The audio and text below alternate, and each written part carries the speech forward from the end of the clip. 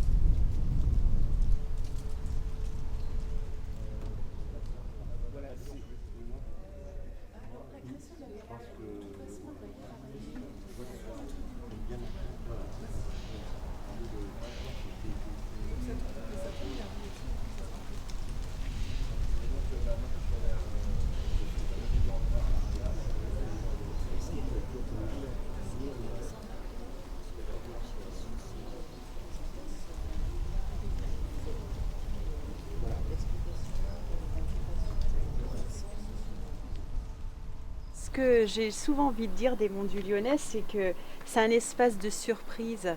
Parce qu'on est toujours derrière un petit vallon, pof, on découvre une maison qu'on ne pouvait pas voir quelques mètres auparavant. Et du coup, on rencontre par le biais des chemins. On peut être constamment dans la rencontre, soit de l'agriculteur qui est au travail, soit du touriste qui... voilà. Et ça, je pense que c'est visible, mais c'est visible si on y reste quelques heures.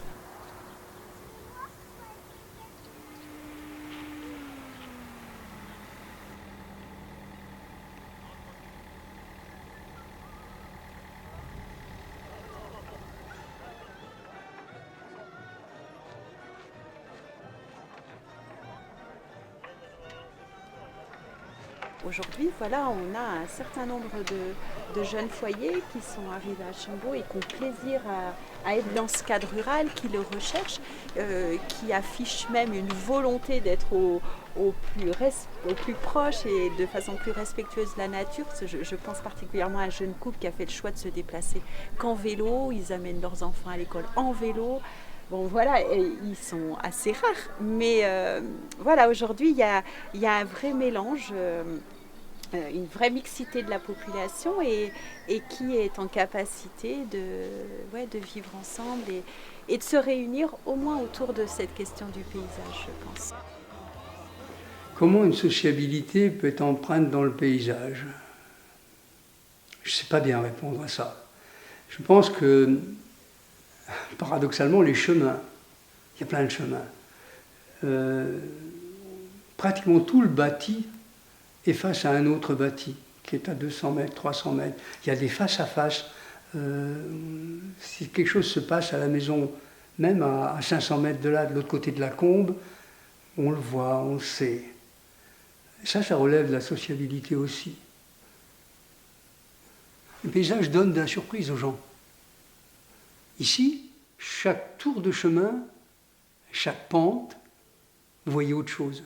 Vous découvrez autre chose. C'est varié. Chaque goutte, comme on dit. Vous savez ce que c'est, une goutte? Une goutte, un petit chemin creux où il y a de l'eau qui coule.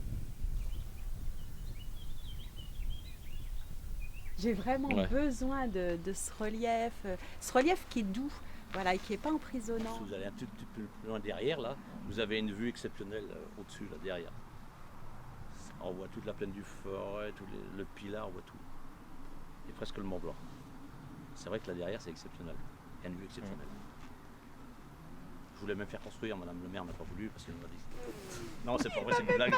Je vais pas lui dire non. Non, mais là, c'est vrai que c'est exceptionnel. Voilà, c'est cet horizon qui, moi, me fascine, mais vraiment, et me donne vraiment un sentiment de liberté, quoi. Voilà, liberté de penser, liberté de se perdre, voilà. Où on se croit constamment en vacances, on peut se dire, voilà. Et comme on n'a pas fait de remembrement, on a gardé comment dirais-je, les buissons, les haies. Il y a beaucoup de haies. Ça aussi, ça fait... Quand vous voyez ça, en fait, il y a toujours un petit bord. Parfois, c'est pas grand-chose. Ici, il y a toujours quelque chose. Voilà. Et si vous regardez les champs, il y a toujours un petit peu la trace d'une haie ou un mur bas. Il y a des chemins ligures. Ça, c'est un ancien chemin ligure. Donc, vous avez des grosses pierres plantées le long. Vous en avez dans les prés un peu plus loin. Ils sont repérés. Voilà, ça participe de dessiner ce paysage-là. Les courbes, le travail des gens qui font la terre pour leurs bêtes, les packages eux-mêmes, les chemins. Je ne sais pas s'il n'y a pas 400 km de chemin à Saint-Martin. C'est fou, il y a des chemins partout. Vous avez un habitat très dispersé. Il y avait à une époque 119 hameaux. Vous vous rendez compte, sur une commune, 119 hameaux. C'est énorme. Donc des chemins pour y aller.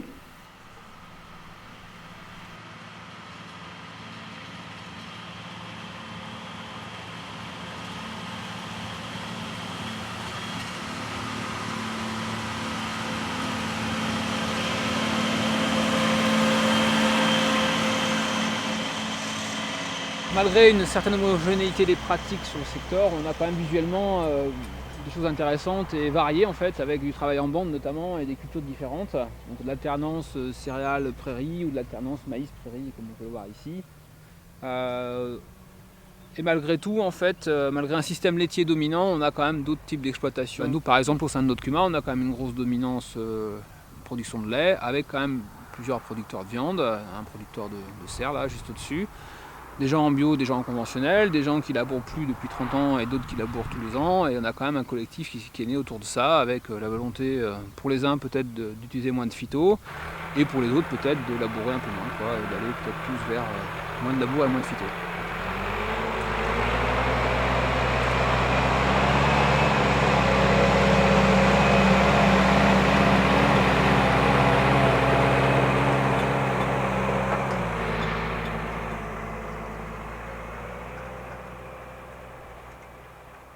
Pour moi, la politique agricole n'est pas faite pour notre région.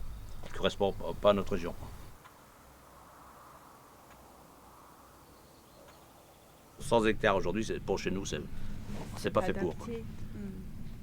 Après, on a des chemins qui ne vont plus. On a beaucoup de choses qui ne vont plus. Quoi. Les structures, après, il faut des matériels avec des roues comme ça. C'est vrai que c'est plus rien adapté pour 500 000 litres de lait. Aujourd'hui, c'est plus adapté pour nous.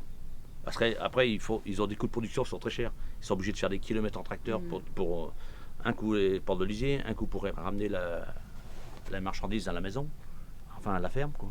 Et ça coûte très cher, ça. Je pense que beaucoup n'en calculent pas les conséquences de ça.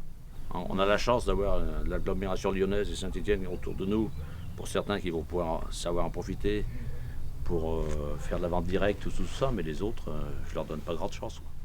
Bonne journée. Celui qui ne voudra pas s'adapter, il faudra s'en aller. Moi j'y vois comme ça. Il faudra s'adapter ou s'en aller.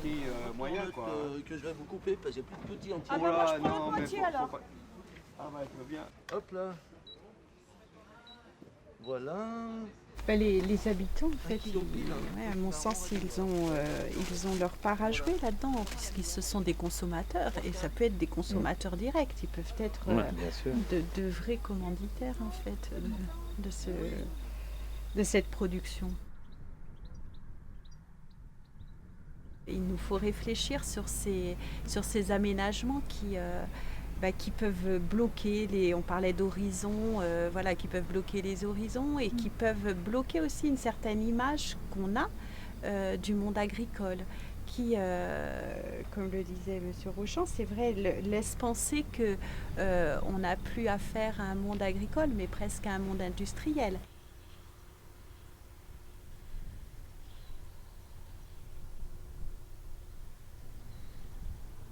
J'avais demandé, il y a 4 ou 5 ans de ça, qu'on fasse une étude architecturale pour proposer à ceux qui veulent construire des maisons un habitat spécifique, un habitat mieux adapté au monde du Lyonnais. Quand vous regardez le lotissement, c'est tout pareil.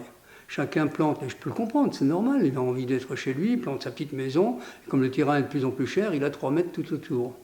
Je trouve ça ridicule, et tout ça, ça se ressemble.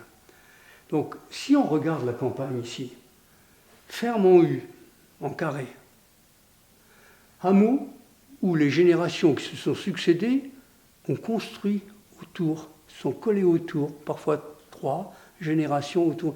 Et vous avez des petits hameaux qui sont complètement collés les uns aux autres, mais chaque entrée est séparée, il y a un petit jardin différent pour chacun. Et mon idée, c'est d'étudier une espèce comment dirais-je, d'habitat de ce type-là, où on pourrait proposer des petites cours intérieures, pas grandes comme la mienne, toutes petites, où on pourrait proposer quelques dos à dos, 2, voire 3, et donc 3 entrées, et donc 3 jardins. Ce qui fait que chacun serait à la fois chez lui, ça serait un peu économe de foncier, ça serait économe de réseau. Et ce que je voudrais, c'est qu'on leur propose autre chose que ce qu'on leur propose là.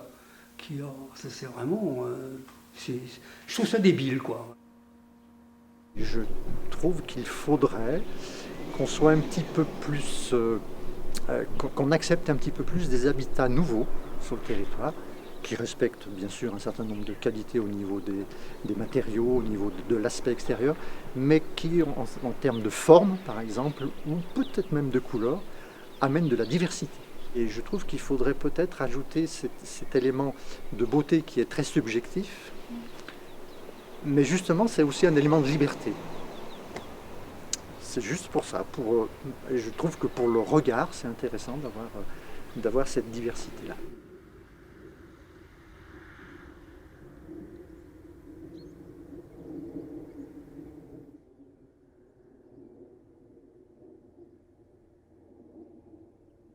La priorité qui était donnée, c'était le développement économique, et puis le reste a été oublié. Je ne suis pas certaine que le monde artisanal, le monde agricole se sentent concernés, se sentent tous concernés, parce que certains le sont, hein, par ce développement touristique.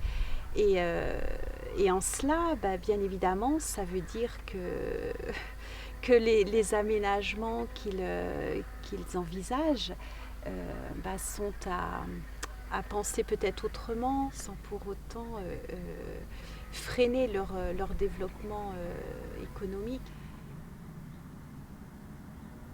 Il faut de quoi employer les gens sur place. Sinon, ils vont être sur les routes, ils vont faire du déménagement journalier. C'est pas intéressant. Ce projet de zone artisanale, quand je suis allé me renseigner pour la protection paysagère, oui, c'est prévu, il y aura une protection paysagère. Quand on essaie de la voir dessinée, on ne la voit pas. On sait en gros comment vont être les bâtiments, on sait où vont être les bacs de rétention, mais on ne sait pas comment va être le paysage protecteur. Ça passe en 2e, en 3e priorité. Et c'est dommage. On parlait du chemin tout à l'heure.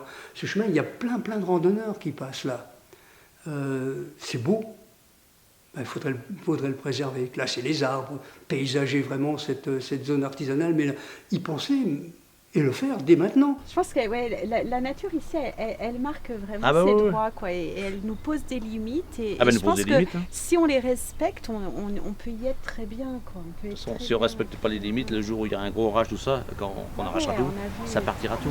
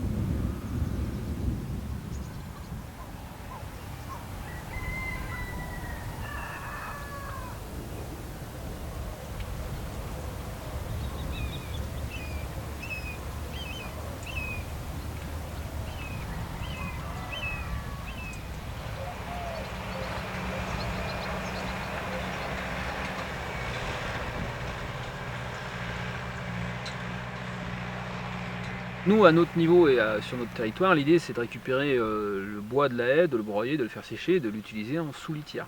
C'est-à-dire d'améliorer le confort des animaux l'hiver dans les bâtiments en mettant une petite couche avant de mettre la paille, de façon à ce ce bois va pomper en fait les jus, les fumiers, hein, donc les urines des vaches pour être clair, et du coup vont se charger en azote en fait, ce qui va permettre de faciliter leur dégradation dans le sol quand ils seront épandus. En fait ils seront épandus en même temps que les fumiers en sortie d'hiver ou à l'automne. Cet hiver on a passé une machine qu'on avait à l'essai pour faire des coupes nettes sur les haies, de façon à les contenir un peu. Donc le bois a été coupé avec un sécateur monté sur un bras d'épareuse qui fait des coupes nettes et le bois a été ramassé et broyé pour être utilisé l'hiver prochain en sous-litière. Voilà donc le bois qu'on a récupéré de Noël, donc on l'a broyé, stocké, fait sécher et arrivé dans l'été là, on l'installe en fait dans les bâtiments, on met une couche de 15-20 cm voilà, qui va être dans le box où seront les vaches cet hiver et qui va du coup être utilisé en sous-litière et qui vont nous permettre de réduire les apports en paille pendant l'hiver d'environ 30%. En fait, ça contribue à notre autonomie, pas pour le fourrage, mais en tout cas pour la paille. L'intérêt aussi, c'est que pour le stockage du fumier, on a beaucoup moins de pertes par jus, en fait, des fumiers qui sont stockés quelque temps avant de pouvoir aller sur les terres. Donc, moins de pertes par jus. Ça veut dire pour nous, plus de fertilisation par le fumier, et puis pour la société en général, moins de pollution par les jus. Voilà. Donc là on est sur des stockages sur fumière avec récupération des jus, donc ça ne pose pas de souci de pollution. Dans le cas où le fumier est stocké en bord de parcelle en attendant d'être épandu, moins il est liquide, moins il y a de pollution, et plus il est sec, plus il y aura à manger pour le sol. Par exemple, cette parcelle-là a reçu une fertilisation de fumier, dans lequel il y avait du bois broyé l'hiver dernier, et on ne retrouve pas spécialement de morceaux de bois en surface de la terre, donc ça veut dire que la vie du sol est assez bonne et que le fumier a été dégradé malgré le fait qu'il y ait du bois dedans, donc c'est plutôt positif. Maintenant on reste à prouver tout ça de manière scientifique. Voilà. Après ce qui est intéressant aussi c'est de voir un petit peu la nature du sol ici. Donc voilà, malgré une structure à la base très sableuse, on a une terre ici qui est quand même assez intéressante d'un point de vue couleur et structure. Voilà.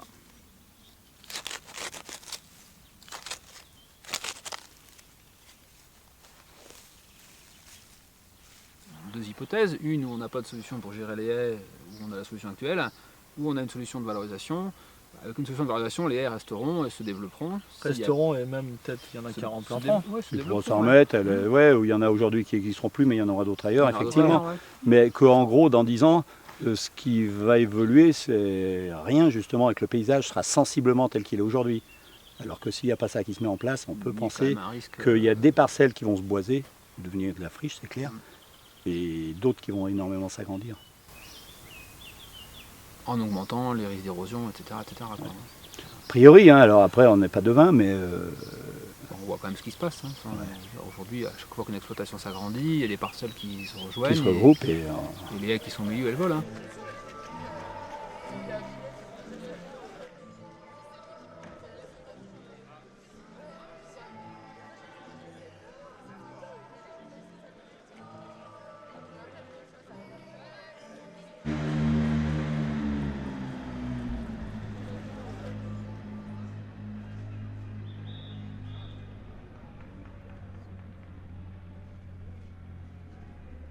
Alors le trail, c'est le trail des coursières. Les gens qui viennent, on a des gens qui viennent de toute la France. Malheureusement, vous voyez, ce matin, il y en a un qui dormait dans sa voiture, sur la place de Saint-Martin, sans aller plus loin. L'hôtel, je présume qu'il était complet. J'ai vu d'autres gens qui étaient allés dormir à Turin. Ils venaient de Roanne, mais ils sont allés dormir à Turin en chambre d'hôte.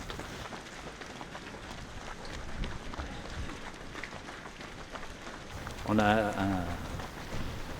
une course qui est nationale, on a des gens qui viennent de partout et on a de la peine à les loger. Il faut redescendre ou à Lyon, je présume qu'il y en a beaucoup qui ont dormi sur Lyon, il y en a peut-être qui sont allés dormir sur Saint-Étienne ou sur la plaine du Forez, parce que chez nous on n'avait pas assez, ça manque.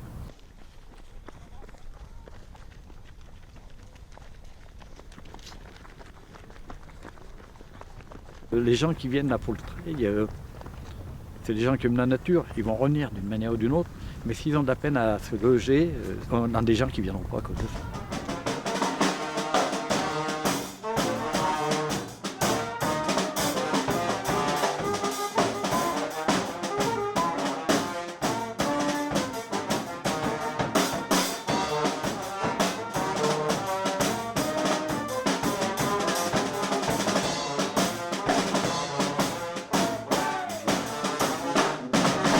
fait le 15 km, alors ça va, c'était dur sur le coup, mais après on s'en remet vite. Dès qu'ils ont eu cette idée géniale de créer une course ici, ça a été vraiment l'occasion de redécouvrir ces montagnes que je fréquente assidûment personnellement. Y compris quand il n'y a pas de course, il y a beaucoup de randonnées organisées pour des marcheurs. Il nous manque peut-être un attrait pour faire les gens une semaine.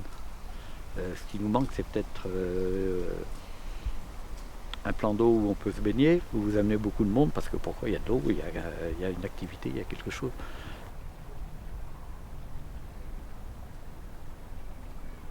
Il faut qu'on fasse ressortir qu'on ramène de l'argent et que chaque gens qui viennent consomme. La moyenne est, je ne sais plus, de 20-25 euros par jour, par personne, quelque chose dans ce goût-là, il me semble. Et puis il faut surtout qu'on en fasse prendre conscience aux élus de ça. Ça commence, mais ça a été long à faire prendre conscience parce que c'est un produit qui n'est pas palpable. On vous dit, ça a rapporté tant. Oui, mais on n'a pas une image comme une usine qui a du monde qui travaille. Là, les gens viennent, mais on ne se rend pas compte du retour derrière. Et ça, c'est très très dur à faire comprendre à beaucoup de gens.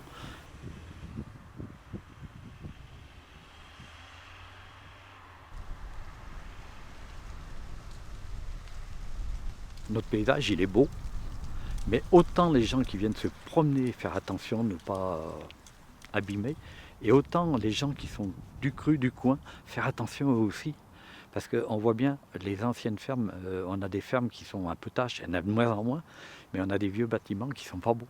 Alors que maintenant, on essaye de faire des bâtiments agricoles qui sont nettement plus jolis, et ça, il faut y faire attention à ça aussi.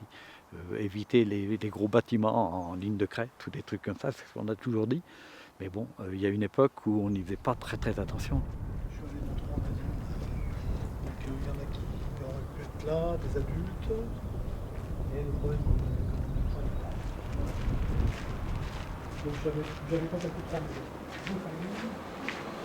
Alors à Saint-Genis, très très peu de maisons inoccupées, c'est une chance. Les habitants de Saint-Genis, les propriétaires de Saint-Genis, ont rénové leur bâti au fur et à mesure dans les quelques dernières années. Et les rues de village ne sont pas peuplées de maisons fermées, mais bien de maisons ouvertes, de maisons vivantes. Et c'est une joie. Et donc moi j'ai envie de dire bravo à tous ces gens qui ont préservé l'habitat du village, et qui sont restés pour la plupart. Le PLU a traduit notre volonté de préserver l'espace agricole. Les 7 exploitations existantes doivent impérativement travailler et c'est bien ça qui s'est traduit dans notre document, une volonté de ne pas consommer l'espace agricole, d'où les créations de ces espaces îlots habitables en cœur de village. Nous sommes ici à 2 pas de l'église et derrière moi, cette première maison était existante. C'était le patrimoine de Saint-Genis qu'il fallait conserver. On l'a gardé dans son entité totale. On a gardé son volume. On a créé des petits appartements, des T2, des T3, de telle manière que dans cet habitat-là, on ait des jeunes qui passent pour quelque temps, des toutes petites familles, qui plus tard pourrait peut-être s'installer dans le linéaire, l'habitat groupé, où là on est plus sur des T4, T5, petites maisons individuelles, avec un jardin privatif d'un côté et une rue de l'autre côté, et un garage évidemment attenant à ces petites maisons. C'était bien une volonté municipale d'équiper le centre-bourg, de le remplir avec des habitations pour le faire vivre. En créant cette zone en cœur de village, nous avons voulu bien évidemment que ça ne soit pas une enclave, mais que ça soit bien une rue, un espace qui serve évidemment à tout le monde. Et les gens qui habitent au-delà de cet espace le traversent à pied pour aller à l'école, à la mairie. La volonté de l'équipe municipale était de maintenir un lieu commun, un espace commun que l'on a baptisé Parc de Saint-Genis. Nous sommes ici dans l'école publique de Montretier, bâtiment BBC, bâtiment basse consommation, où nous avons tout fait pour obtenir les meilleures performances et notamment l'utilisation du bois que vous voyez soit à l'intérieur, soit à l'extérieur, participe évidemment à la matière renouvelable. Nous avons mis également 320 mètres carrés de panneaux photovoltaïques qui sont sur les toits et qui sont particulièrement bien intégrés puisqu'on ne les voit pas. Une chaudière à bois déchiqueté qui chauffe non seulement l'école mais qui a besoin de très peu de chauffage mais qui chauffe aussi les anciens bâtiments qui sont à côté où il y a la bibliothèque, la halte garderie et le cinéma. Voilà, alors on a mis du panneau photovoltaïque qui remplace les tuiles en fait, qui sert de toit et qui sert à produire. Donc on a un double intérêt. Il y a aussi un intérêt économique puisqu'on produit de l'électricité en quantité non négligeable. C'est une ressource de 15 000 € par an pour la commune. Donc les panneaux photovoltaïques, comme ils étaient subventionnés, ils sont largement payés au bout de 4 ans. Sur les zones artisanales, mais je ferai le parallèle également avec les stabulations agricoles, on a la chance d'avoir des surfaces de toit très très grandes. Et donc on doit être incitatif de façon à mettre du photovoltaïque. C'est ce qu'on est en train de faire du côté agricole. Il faut qu'on le fasse aussi pour les zones artisanales et surtout pour les nouveaux bâtiments. Et je pense qu'on peut avoir des porteurs de projets qui peuvent être intéressés par ce côté-là, parce que tout le monde s'y intéresse. Alors évidemment, ça peut leur rapporter un peu d'argent, mais c'est peut-être pas là le plus important. Le plus important, c'est qu'ils sont sensibles à ce côté-là, ils ont envie de monter une bonne image de marque de leur usine. Donc de mettre la totalité de la toiture en photovoltaïque, ça peut les intéresser. Et il ne faut pas qu'on l'oublie lorsqu'on accueille des porteurs de projets, ce côté-là, de leur en parler tout de suite, de façon à ce que ce soit réfléchi. Alors ici, nous sommes au Parc Ecohabitat.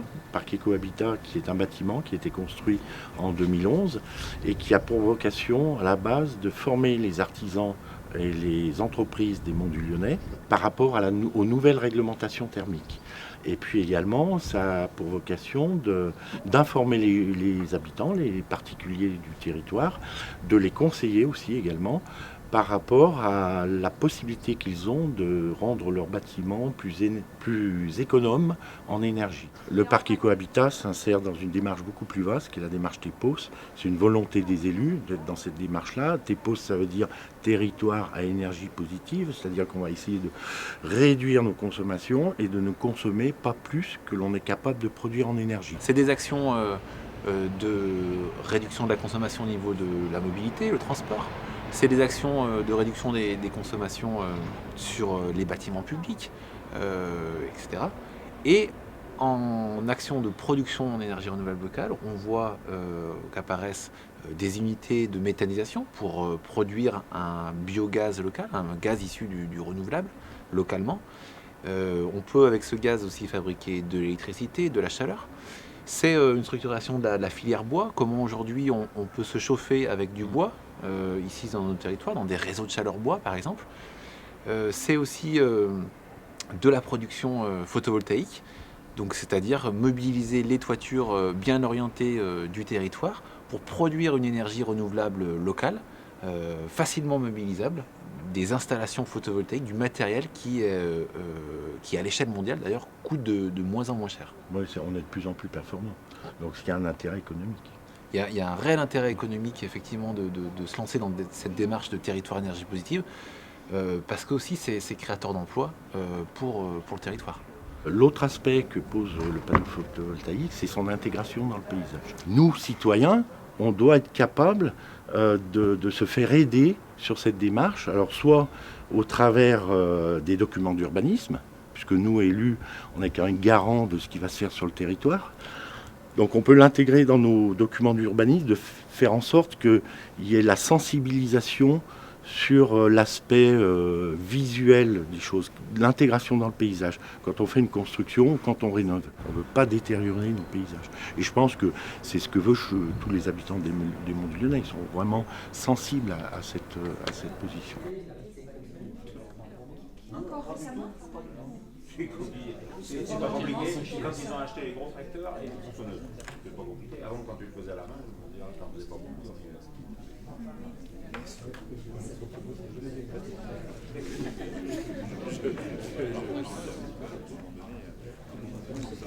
Alors, effectivement, mais ça peut être un intrant, parce que je vois bien ça se recouvre de parcelles et de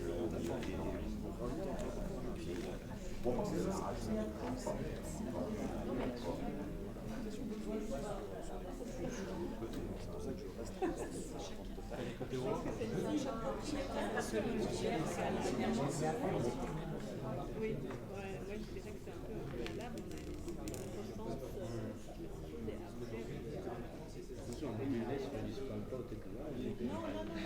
mais ça permet déjà de voir